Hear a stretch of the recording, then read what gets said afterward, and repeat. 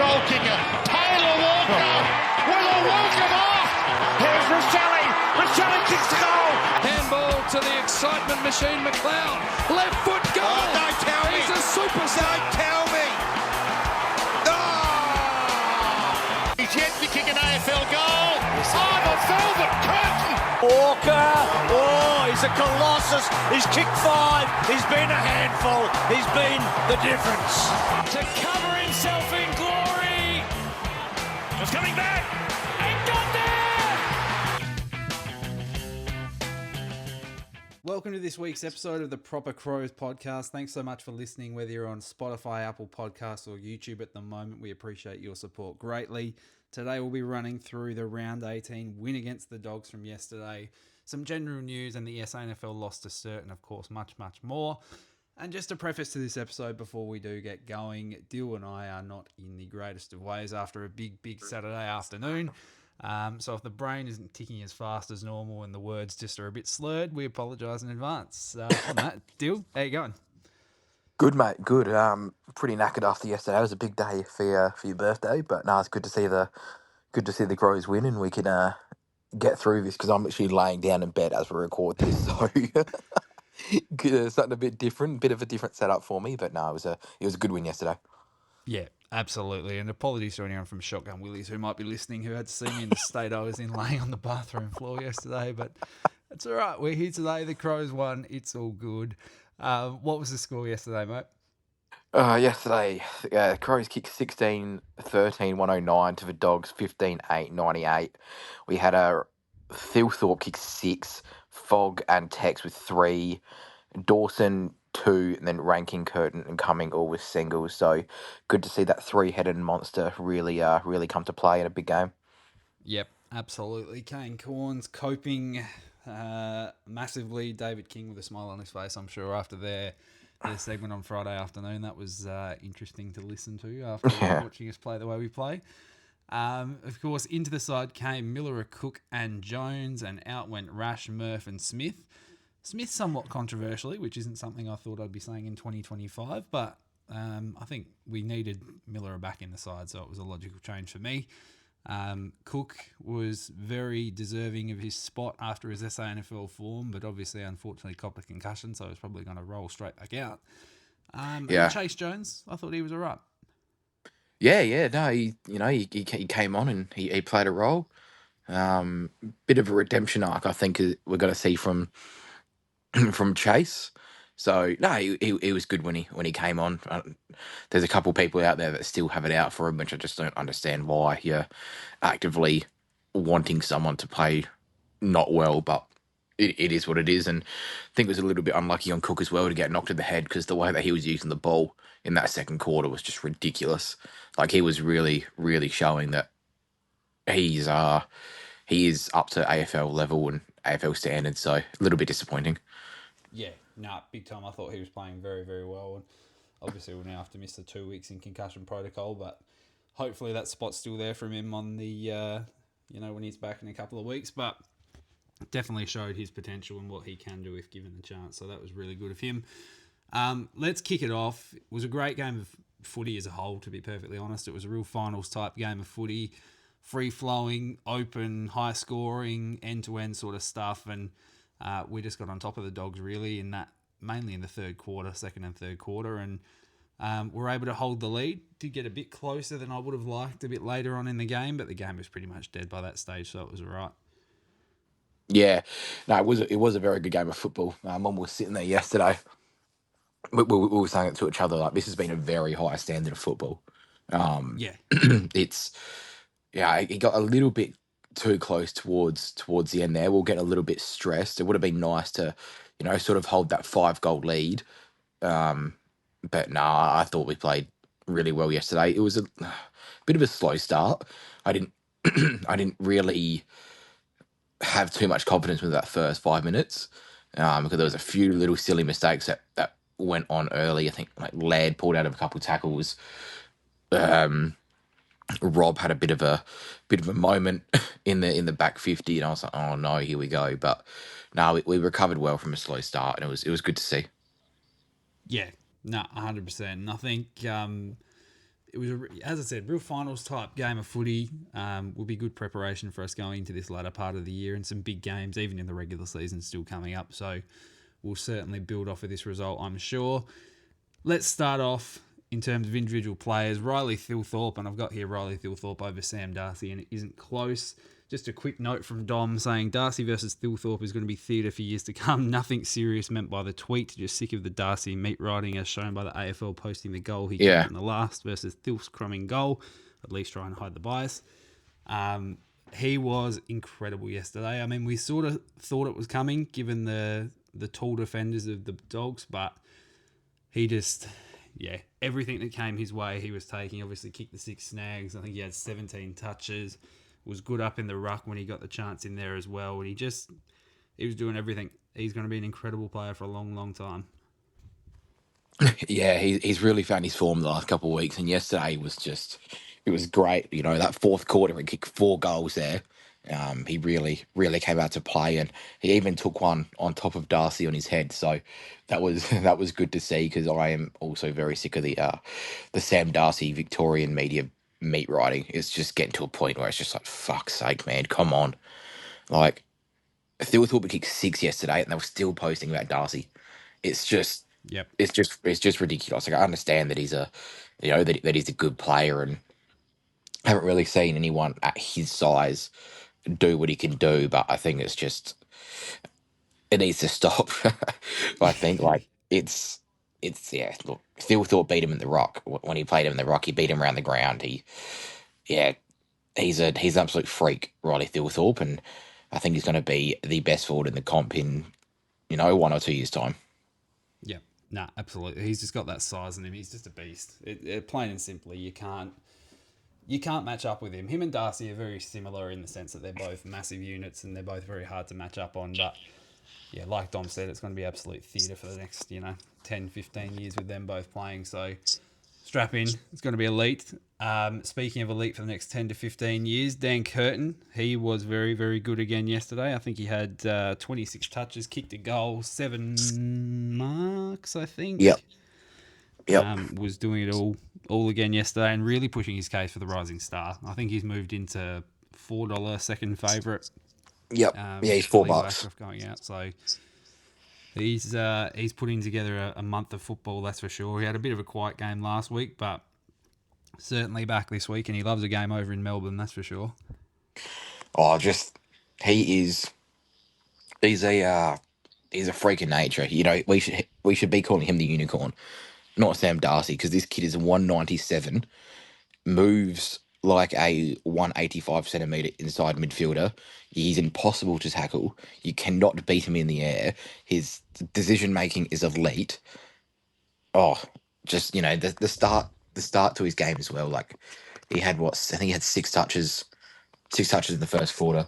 3 marks, kicked a goal. Like, just elite. Just the way that he is able to sort of slow the game down, and get himself in a position where he's able to use the football so well and so clean is very good. And it's great from the recruitment team to be able to pick him up while we picked him up, because he really should have gone top 3. I don't know how we slid to where he slid.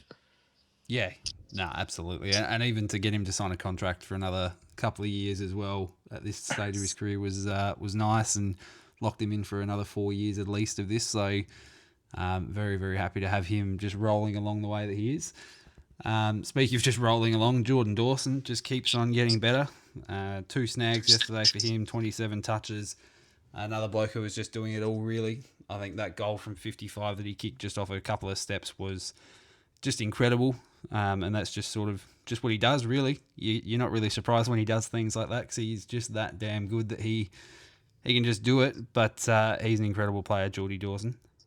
Yeah, he really broke that game apart the third quarter. Just incredible. Like, I think he had 10 touches, kicked a goal in the third.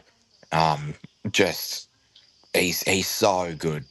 And that match, I was very glad to see that him and Bond went head to head. I did call for it earlier in the week, and I was very, very happy when I saw them standing up next to each other at the first bounce. But Dawson's incredible. Just the way that he was able to use the football yesterday and sort of break that line get to that next contest and just sort of burst out of a stoppage and still and still be able to, hit someone on the tit or, open the game up is just very, very good. Yeah, no, 100%. He is just elite, and absolutely why he's the captain of the footy club. That's for sure. Generally, let's have a look at the back line as a whole. We've got that as a note here from Dom at the moment, who was at the game yesterday, which is why he isn't joining us today. For anyone listening, wondering where he may be, he's noted that the back line did a very good job, especially after the Butts injury, which was just before halftime, I think it was. Worrell, massive. Keane beaten a few times, but not the worst game he's played. And nice that Murray can come straight back into cover Butts, but still a loss if it's multiple weeks. It's nice to have a bloke like Nick Murray just running around the twos so you can just slot back in while Butts is injured with his collapsed lung and out for a couple of weeks. But what were your thoughts on the defence, mate? I thought Norton was getting off the hook a little bit early, but we adjusted well and sort of got on top back there. Yeah, like we did what we need to do with the adjustment there. Like he kicked 5 early, and I was like, "Fuck's sake, here we go." But no, I thought it was solid. Like Worrell was able to adjust and play a little bit more of a lockdown role, which I thought was great. He just does it quietly. Worrell, like I know that we give him plenty of praise on the pod, but I don't think he gets the recognition that he deserves. In the media world. But no, the back six yesterday was solid. Like Max was good. Wayne as well was really, really starting to turn into the player that we thought he could be. Which is good as well. He's so solid and what's the word? When we play well, he plays well. Like he goes a long way to where we are. If you get what I mean. Yeah, 100%. He's a bit of a barometer of the team. Yeah. So look, the back six is, which we thought may have been our biggest issue at the start of a season, is turning into probably be probably our second biggest strength behind that front three. Yeah. No, I tend to agree. And there, I think, what game was it? Against Richmond, maybe, or something, with the commentary team were talking to him about a bunch of, they put it not in the greatest way, a bunch of no-namers, but, you don't have your A-grade people down there that people typically think of, and whether that's fair to them or not is probably debatable. I think Worrell's sort of entering that conversation, but you look at Butts and Keane and these fellas back there, it's, it's a bit of a makeshift group, really. They're not your typical group that you would see really that often, to be honest, and they're probably not the first people you pick, but collectively as a group, they do a fantastic job, and they haven't been beaten many times this year, really, to be perfectly honest. Yeah, not really. No one's really got a hold of them at all, which is good to see. But I wouldn't mind us bringing in one more, big key defender. Like a real A grade sort of name, just to sort of polish it off. But when you've got the players back there, like we got Keane, for nothing. We got Hinge for nothing. Which is great. Like sort of touching on Hinge, I think he's been a little bit off the last 4 or 5 weeks. His decision making is starting to sort of annoy me a little bit when he's normally so reliable with the ball. So I think he needs to maybe step up a bit. But he's got a few credits in the bank, so we'll let him be. But I think he does need to step up a little bit.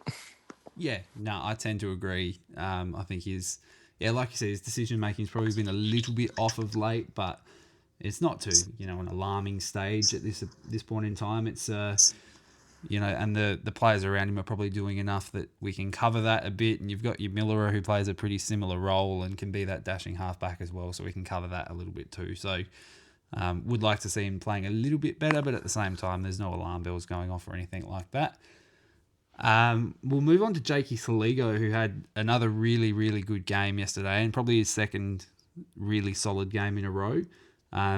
Dom said that he thought that his clearance work was very, very good and nice to see a good run of form from him. Of course, we know Dom loves Jakey Saligo, one of his favourite players, but I thought he was very, very good yesterday and was very instrumental around the middle and, getting on top of that Dogs midfield. Yeah, no, he was good yesterday. He's really stepped up a little bit. A couple of weeks, a couple of weeks ago, I wasn't too happy with how he's been, but like the last couple of weeks, he's had 21 touches and 22 touches, 5 and 6 clearances, 9 tackles yesterday, 6 tackles last week. So he's really started to get into the form that he was at the start of the season. If he probably just needs to start hitting the scoreboard a little bit, and we've got back what we thought he was going to be at the start of the season. Yeah. But no, I think he was great yesterday. Just the way he's able to sort of dash out of the contest, and he beats them with a little bit of pace yesterday. Like I thought Liberatore played a great game yesterday for the Dogs, but I think Saligo kind of got a hold of him around the contest. Yeah, no, I tend to agree. He was good on the outside, but when it came to in the contest, like you said, I think the Saligos, the Dawsons, our midfield were able to get on top and really control that area of the ground, which is positive to see. Because coming into it, it was always going to be a game of who wins the midfield wins the game, and we were pretty convincing in the middle for sure. And I mean, Jake Saligo, like you said, along with the 22 touches he's had 9 tackles as well. Took 3 marks. He was very, very good yesterday, and it's very positive to see him getting back into a bit of form. When we were questioning it a little bit a few weeks ago of, he probably wasn't quite playing to the standard we know that he can play to, but very positive to see him, getting back on top and getting back into form.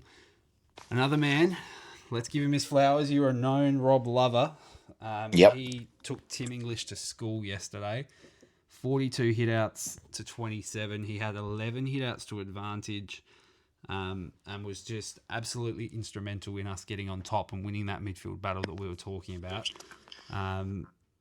Like we were saying last week, Dom and I probably both agree that let's see this not in a contract year. Is he like a Jake Stringer where he'll play fantastic like this and then fall off after he gets his contract or not? I don't know, but for the time being, he's playing absolutely incredibly. Yeah, he was huge yesterday. Like he sort of got back to that form where he was getting around the ground, getting to the next contest, taking that mark, and then dishing off. Like his last month has been absolutely phenomenal, and I couldn't be happier for Big Rob.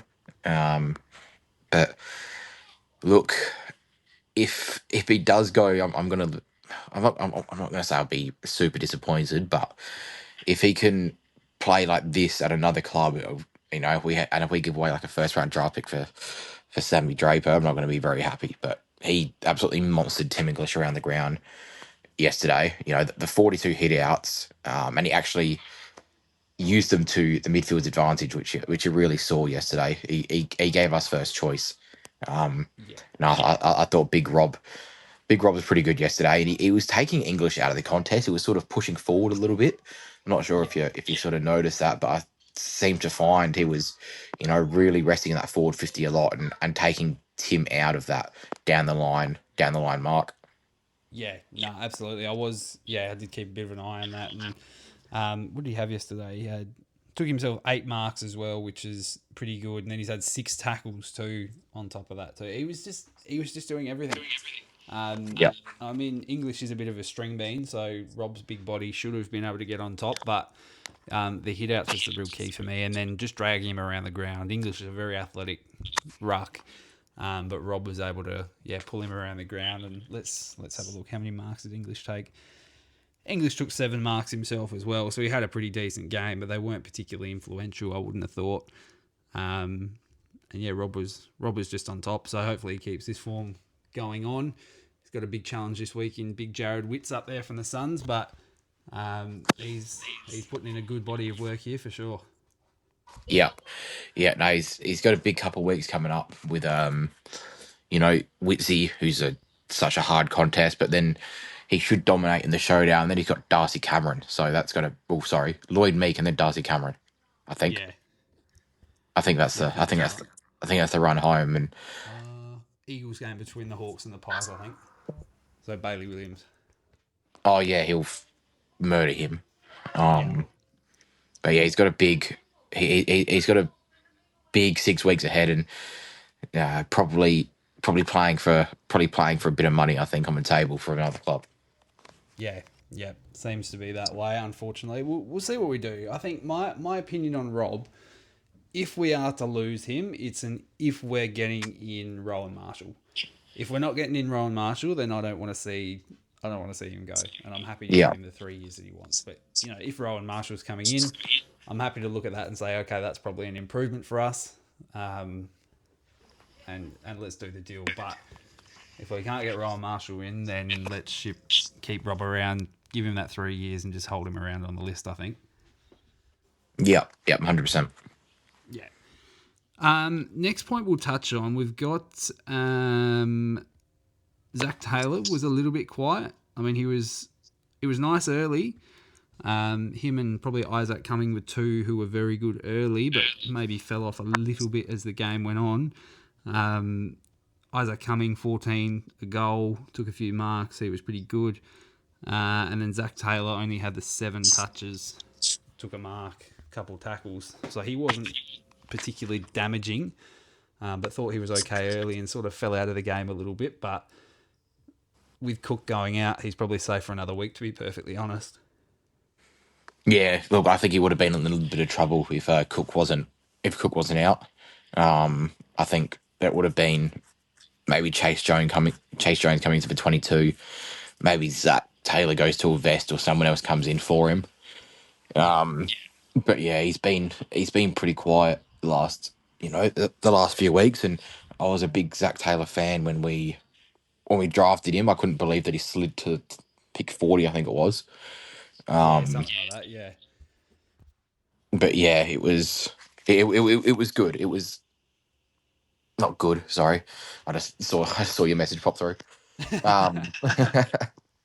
Yeah, a little bit disappointing. I think he needs to get his hands on the football a little bit more. But when he is able to use it, it is good. Like he struck that contest. He struck that contest and gave the ball off to Darcy. And when Darcy kicked that goal where he sort of burst into the forward 50 for his third late in the fourth. Was it in the fourth? Yeah, he was about a minute. Late in the fourth, I think it was. So he shows glimpses that he is able to really break a game open, but he needs to be way more consistent than only having 6 or 7 touches a game like he has been doing. Yeah, no, I tend to agree. He just needs to take that next step up and, be a little bit more consistent with what he's doing, and then he'll, probably solidify his spot in the team. But, yeah, until then, probably just needs to do a little bit more work. Yep, 100%. Yeah, absolutely. Were there any moments or players you wanted to touch on before we move on? Well, I started a list yesterday, and then unfortunately got a little bit too pissed. So there's only 2 moments here. I'm gonna read you my moments. I reckon one was Rory Laird early on, wasn't it? You weren't happy. Yeah, Rory Laird, weak out of tackle, and then Rob 20 seconds last quarter looked like idiot. That's pretty comprehensive list. Yeah, I think that sort of shows where our head was at about 1 o'clock yesterday after a few too many beers. But look, I think the way that like my most impressive player, I think yesterday, without getting into the votes, he's not going to be in my votes. He'll be out of them. But Darcy Fogarty's game yesterday, I think he really stepped up. He's had a bit of heat to him the last month, saying he's been quiet, but yesterday he was very, very good. Even when he wasn't taking those marks, he was getting the ball to ground and playing as a bit of a medium forward at times. Just the way he was able to win the ball and give off, I was pretty impressed with. Yep. Yeah, I tend to agree. And the goal he kicked in the third quarter with his little burst of pace to get away from Marcus Bontempelli was very impressive for a bloke his size. That was pretty special to watch, the way that he just burst away from Bontempelli and just slotted a goal on his left, got around another player. But he was very, very good yesterday, I agree. And after Kane Corns on his segment was talking about, you can look at Darcy Fogarty's numbers individually and he hasn't been great for the last, 5 or 6 weeks and all of this sort of stuff. He just came out and he had 6 scoring shots on goal. He took 7 marks. He was doing a lot up forward and played a very, very good game as a part of the 3-headed monster as they've been tokenly called as well, which was yeah, very good to see. So happy to see Das doing his best work, and if he's firing, then we're going pretty well. Yep, 100%. If he kicks a couple, then you normally go a very, very long way to winning. Yeah. Nah, absolutely. Now let's jump to some feedback from the fantastic listeners. Of course, if you're listening and you want to go check out our socials at propercrowspod, the people on Twitter were up and about yesterday, as we all were. We popped up, are we proper? I think we might be looking at it, but we'll see if we can maintain this sort of level. James Payne says, got a little closer at the end than I was comfortable with, but a big win with 2 players down. The next 3 weeks are absolutely massive. Couldn't agree more. The next 3 weeks will really set us up towards the end of the season. Yeah. Yeah, sorry, you go. No, keep going. All good. Yep. Dave Carnivale says, proper dub, plain and simple. Dan the Man says, dog's dirty tackling techniques made me very angry. That was a bit of a tongue twister there. You might have seen a tweet go up from us about Marcus Bontempelli. We retract that one. That was we blame that one on the alcohol companies. We think Bont's a champion here, but it didn't look good at the time. That tackle on James Peatling looked like a bit of a chicken wing. Yeah, I wasn't too happy with it, but the alcohol companies do have a lot to answer for that tweet. Daniel says, fantastic win. Best players were Worrell, Robb, Dawson, Curtin, Saligo, Thilthorpe and Fogarty. Andrew, I'm not going to try and pronounce that surname because I'm going to butcher it. It's happening. The kids are taking over the club and all the power to them. At Teabag Rocks 32 says, still learning how to ice the game, but yep. Chris says, Sam Darcy best on ground. At least that's what it sounded like from the commentary team. I don't know if you've watched it back today, deal with the commentary of the game, but they still, like we were saying, were absolutely all over Sam Darcy and everything he was doing, acting like he's a 7-time Brownlow medalist and won a few Colemans and all that sort of stuff. Yeah, I haven't listened back to it yet. I might do it after this and just chuck the replay on before I have a bit of a snooze. But yeah, look, from the comments that I've seen on socials, apparently it was very, very, very Bulldogs bias yesterday and just insane meat riding on Darcy on all fronts as per usual. Yep, absolutely. Nothing new for a game against the Victorian team. We all knew it was coming. It always happens, but that's all right. We'll just keep doing what we do and keep rolling along and winning, hopefully, so it should be okay. Over on Facebook, we've got Tyson Moffat, who says, Sam Darcy who? How good is our backline? And the 3-headed monster strikes again. Go you Crows. Michael Bornholm says, how good is Curtin? He is going to be a total gun. What else have we got here? Brian says, good win, lads. Bloody hell, the more I watch Dan the Man Curtin, the more I see a massive player for the club.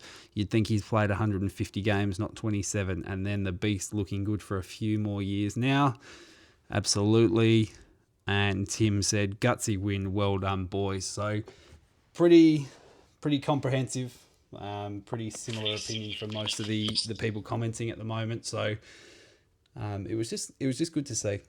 I'm just happy to watch the Crows beat a good team away, answer a few critics, and just get on top of them at Marvel. I was a bit scared going in. I must admit, I actually did tip the Dogs.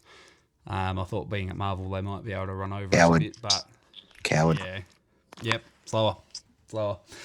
And it's cost me dearly in all of my tippings as well. I was second in our Group 1 and now I've fallen to 4th. My work one, I've fallen from 2nd to 10th.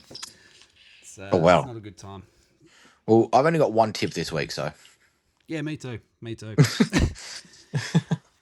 just not been a good week. I mean, all the results have actually been really positive for the Crows in terms of ladder position and teams around us. But yeah, not great for tipping. I tipped the Cats, I tipped the Bombers, I tipped the Hawks last night. Just hasn't been great for tipping, but that's all right because the Crows won, so it's all okay. Yeah, well, one dumbass tipped Carlton as well, but whatever. Actually, did I? Nah, I didn't do that. Couldn't have done that. Where are we? We'll move on to our 3-2-1s for the best on ground. I get the feeling that these are going to be pretty similar. We'll start with your one. Who have you got for that one? My one vote. Fuck, I haven't even done my votes. Sorry, give me a sec. My one vote though will be Riley O'Brien. I thought he was great yesterday. Just in and around the football, he did what he needed to do. He got down the line, taking that next big mark. Gave the boys first look out of the ruck. So yeah, without looking too much into it, then yeah, O'Brien with the one. Yep, I 100% agree. He has got my one vote as well, and actually Dom's too. So we're all on a very similar page with Rob at the one, and Dan Curtin probably a little bit unlucky to not scrape in for that one, but Rob got us set up in the middle, and I think it was a very crucial part to the win yesterday. Your two? Jordan Dawson in it too. Just there's not much really that needs to be said. He was very, very good yesterday. Very instrumental. Probably same thing. Dan Curtin probably a little bit unlucky not to get in the votes, but yeah, Dawson too. Yep. Again, 100% agree. I had Dawson at the two as well, and so did Dom. Our three, we can probably assume is pretty safely all the same. Big Riley Thilthorpe with 6 snags for 3. Yep. Not much. He just dominated 6 straight as well, if you don't mind. Yeah. No, he was very, very good. He's fixed up that accuracy that we were talking about a couple of weeks ago, and is just really putting together a nice season. So hopefully he can keep that form going. Yep, hopefully. Indeed. And we'll jump into the news. So Jordan Butts, as we touched on earlier, looks to have a collapsed lung. Spent last night in hospital in Melbourne and potentially will be there again tonight. Depending on the severity of his injury, it could be up to 6 weeks out. It could be 2 to 3 weeks out. It really depends on how severe it is. We'll talk a bit about the hit that we think caused it. We don't actually know, and the club haven't actually... they're just not sure when it happened, but it's more likely when Sam Darcy pushed him in the chest. He doesn't get anything for that, does he? You can't. It happens 20 to 30 times a game. It's unfortunate, yes. And I don't know if you've seen it, but on the Sunday Footy show this morning, Tom Brown and Chompers and Purple and Sloaney really got into it. They had a bit of a 3-minute heated bit of a slog at it, because Brownie was saying it's a football action, but it's not. It's not a football action. It's not. Yeah. But at the same time, if you're going to find that, the AFL are going to be swimming in money, because that happens 100 times a week. 100 times a week. So look, it's unfortunate, but you can't be fining players for that. Yeah, no, I fully agree. I mean, it's an unfortunate accident, really. I mean, it's interesting because when he does push him, he doesn't actually go to run off. Normally, if you see a player do that, it'd be a bit of a shove and then maybe make a lead or something for the ball, which he doesn't do in that instance. But yeah, I agree. You can't be finding players for that, or even people are talking about him getting weeks, even though it's an unfortunate circumstance and Butsy has had to go to hospital and will spend a prolonged period on the sidelines. I don't think you can. Yeah, you can't punish a player for that sort of stuff. Yeah, no. Oh, the roof got closed at Marvel. I was really hoping it would stay open. No, we were saying earlier, it's probably been almost 10 years since I've had a game with the open roof. I miss the Sunday afternoon roof open, shade on half of the ground sort of vibe. Yeah, no, it would be nice, but it is what it is. Yeah, 100%. Next up in the news, Braden Cook, as we said, very stiff, suffered a concussion. Fair shiner on his cheek just above next to his eye.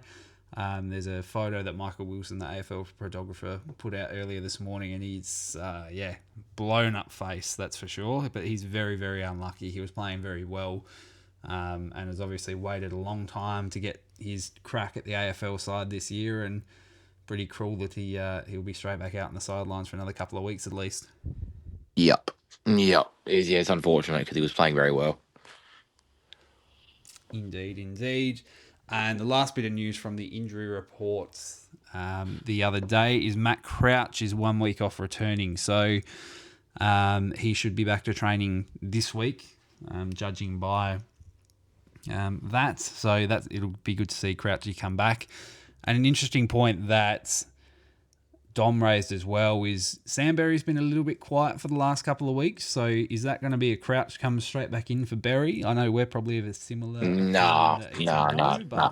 Berry plays still. If Samberry goes out of this football team, I'm going to fucking raise hell.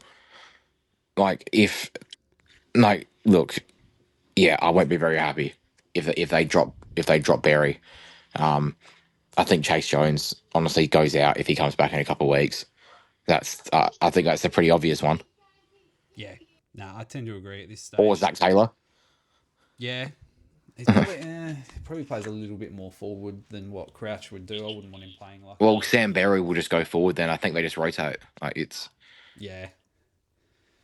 It'll be an interesting one. Obviously, Crouchy's going to have to, come back and get a bit of fitness as well. But he probably, if he can come back in the SANFL and have a couple of good cracks at it, he probably gets back into the side. But build a few weeks of fitness, maybe come back just after the showdown potentially, or somewhere around there, round 20, round 21 or so. Yep. Yeah. SANFL, we'll roll on to that now. Our first loss for a little while. We went down to Glenelg. Glenelg 17-9, 111. Adelaide 13-5, 83. We had 3 snags for Burgess, 2 for Drury and Strawn. Strawny's been on the goal kicking list the last couple. He's kicked a few goals the last few weeks, actually. Atkinson, Dowling, Nankervis, O'Leary, Pedler and Scholl all with 1. Lockie Murphy had 28 touches and by all means dominated, but I don't know. I don't think he comes back in for Cook next week, does he? No, that experience over. Yeah, no, I tend to agree. It's probably Pedler who probably comes back from there. I haven't seen his exact stats of touches. Let's just pull that up real quick. But I don't think Murphy comes back in. And you're probably praying that Murphy doesn't come back in as the replacement there, because what was it, 3.5 games that you need? Yep. Where are we? Pedler had 20, kicked a snag, took a mark, 6 tackles, 7 clearances. So he's had a good game there. It's probably him that comes back in for mine. Billy Dowling had 20 and a goal. Who else? Lockie Scholl, 24 and a snag. Probably one of those 3 players. I think are going to be the ones to come in. It wouldn't surprise me if Lockie Scholl comes in. Yeah, I mean, Sid had 19 and kicked a point. With a pretty even stat line as well. In terms of defender-wise, James Borlase had another 20 touches yesterday. He's been having a pretty crazy couple of weeks. He took 9 marks to go along with that as well. Muzz had 15 and 5 marks, so it'd be interesting to see what happens. Surely it's Murray that comes in, yeah? Murray will come straight in. Yep, Murray will come in. There's no really 2 ways about it, but if they bring in Borlase over him, I think again I'll fucking raise hell, but it won't happen. So it's fine. But yeah, I can't even comment on the Sandford game yesterday, man. I'll be a bit of a box score merchant if I do, because have not watched a single second of it. No, 100%. We were far too focused on alcohol on the AFL side to worry Yeah. about the SANFL, but yeah, first loss for a while, but I think the SANFL is a pretty clear standing where it's Sturt, Daylight, Glenelg and us, and then the rest of the league, it's probably Sturt's flag to lose this year, to be perfectly honest. They won't lose a game. They're ridiculous. Just keep rolling. They're just, that good. So be interesting to see how we go from there. I don't know when we play them again, but they're probably the benchmark of the competition. So test our young guys against them when we come up against them, that's for sure. Next AFL game, next Sunday afternoon, we will be taking on the Gold Coast Suns at Adelaide Oval, 2:50. Other than the obvious Cook out and Butts out, do we think there are any other changes to the squad? Oh, you might have to come back to me on that one. Haven't even thought about it. No, I don't think so. Yeah, no, I'm probably of a similar opinion. I think that you'd be stiff to miss out after that game yesterday and knocking off the Dogs at Marvel, other than anyone who might be injured or have any little niggles or anything like that. Probably stays pretty much the same, I'd think. Yep, yeah, I think so. Yeah. And in terms of predictions, who you got for the win, how much, and let's say most goals? Oh, we'll go Crows by 5 goals. Thilthorpe to kick a... This is prediction for the Suns game, yeah? Yep. Yeah, Thilthorpe to kick 6 on McAndrew, the fucking moron. Oh, I can't stand him. Yeah, there'll be a bit of heat in the game next week if the previous game against them is anything to go by. So could be a bit of fireworks at Adelaide Oval Sunday afternoon. But I'm of a similar opinion. The Suns are a far different team away from home than they are up at Metricon or People's First Stadium or whatever the hell it's called nowadays. Of course, a big win against the Pies on Friday night, but I don't think they come over here and give us too much trouble. I think, probably 4 or 5 goals would be what I'd be looking at. And Thil to kick 5 or 6 again. He'll be fired up and ready to go. And if he pulls in the form that he had yesterday, good luck stopping him at all next week. Yeah, the concern for me next week is the form that Noah Anderson's in. He is just going absolutely apeshit at the moment, so he needs to be stopped. But I would love to see another head-to-head of Dawson Anderson. I reckon that would be an absolute ripper. Yeah, absolutely. It'd be similar to yesterday when he went up against Bont. I think that would be very fun to watch, and I feel like Dawson can get on top of him, but it'd be an interesting one for watch, that's for sure. Yeah, no, it should be a very good game of footy. Yeah, absolutely. Well, other than that, mate, anything else you wanted to go over before we head off? No, mate, I reckon we've very, very short episode. It's what our normal standards are, but I think with the way that our brains are functioning, I think we've covered it off okay. Yeah, absolutely. A little bit shorter. My brain is definitely not ticking as fast as it should be, so hopefully we can recover before work tomorrow. But yeah, see how I pull up. It was a pretty rough ending to yesterday afternoon, as you know, mate. But we got there in the end, and I've slept for about 15 hours, so we're on the mend. Yeah, no, apologies that this step isn't great. It's been pretty awful, I reckon, but getting something out for you guys. Nah, absolutely. We'll be back bigger and better next week. We'll probably record Monday night, so it'll be up Tuesday morning, given that it's a late Sunday game next week. So if you are listening, thank you very much for keeping up with this episode. We'll have Proper Classics out on Thursday morning. I don't know what game we'll have just yet. I think I used the 2021 game for the last one, so I'll have to pick out another game. But we'll see how we go with that. That'll be out Thursday morning on Twitter and TikTok. Go and check out our interview with Matt Samet, the Saxman, who did a great job above us on the hill last week, and we'll be keen to see where he's playing next week. That's out on YouTube, Spotify, and Apple Podcasts too. Other than that, give us a follow on the socials at propercrowspod, Facebook, Twitter, Instagram, TikTok, all of the above. Thank you very much for listening, and Dill, thanks for jumping on, mate.